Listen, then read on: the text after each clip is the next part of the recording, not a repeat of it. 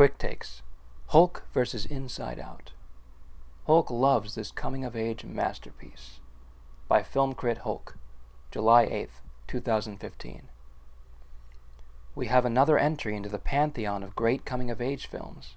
Make no mistake, that's exactly what this is. A film about the dawn of maturity. Even if that dawn is really just contained within a single moment.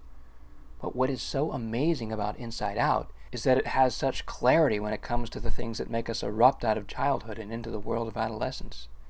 For it focuses on the simply stupendous idea that what makes us truly grow up is the idea that memory can be complex. It has the insight to show how the way we remember our lives is what shapes our very identity, and as our emotions change with those memories and associations, we therefore change ourselves. When we're young, we see our memories in stark black and white clarity, each with a singular and disparate emotion attached to it. But to unlock that growth, we see our emotions learn to work together over time, instead of simply trying to dominate each other based on perceived threats.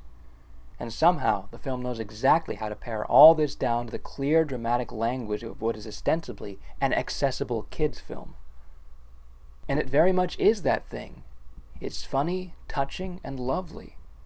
But mostly, it is so damn smart. Heck, Hulk knew we were in good hands the moment they identified the invariable and important uses of fear, disgust, and anger. But of course, both the film's beating heart and grandest cerebral statement rest in the interlocking journey of joy and sadness. For it is joy that gives us energy, but it is sadness that we learn is actually the source of our empathy, the thing that allows us to connect with the plight of those around us, the thing that allows us to see more than the impulsive joy within us. And it is how Hulk cannot get any further without talking about the incredible vocal performance of Phyllis Smith. Make no mistake, she is downright incredible in this film. Her personification of sadness is oddly one of the most amusing, endearing, and touching performances Hulk can imagine. And what speaks to the power of such personification is how much this film has gotten Hulk to think about the way Hulk's own psychology works. It may sound silly, but the film seems to be really affecting how people think. Just about everyone Hulk knows has begun thinking about the personification of their own emotions: joy, fear, sadness, anger, and disgust. We've begun talking about who mans the controls, and how they interact, and how they all piece together. Hulk knows it's silly and truncated, but Hulk swears it is a much-needed device that allows us to really clarify the damning abstraction that is the human mind. And it's why analysis is so gosh darn important to the human soul too.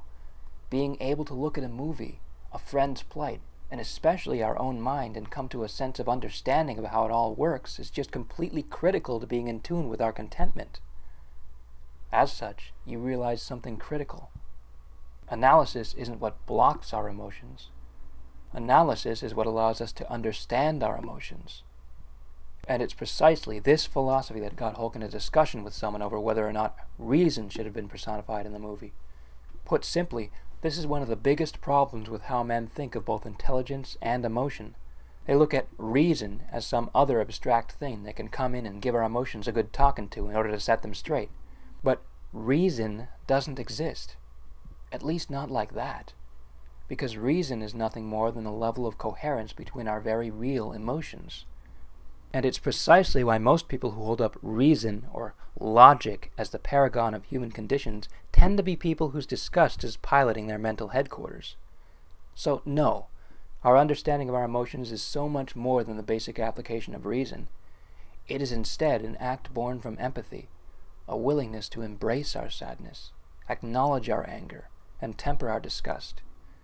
And it is this soulful, mature characterization, along with just about every other thing about the movie, that makes Hulk have a different feeling when compared to every other film in the Pixar canon. Because this was absolutely the first time Hulk wanted to go back to the world of the film and keep exploring. Because Hulk wants to see Riley change. Hulk wants to see inside more people. Hulk wants so much more insight into life. Why does the canvas of Inside Out's possible story feel so epic? Because it is as expansive as the human mind itself, and as full as the human heart. Heart Hulk.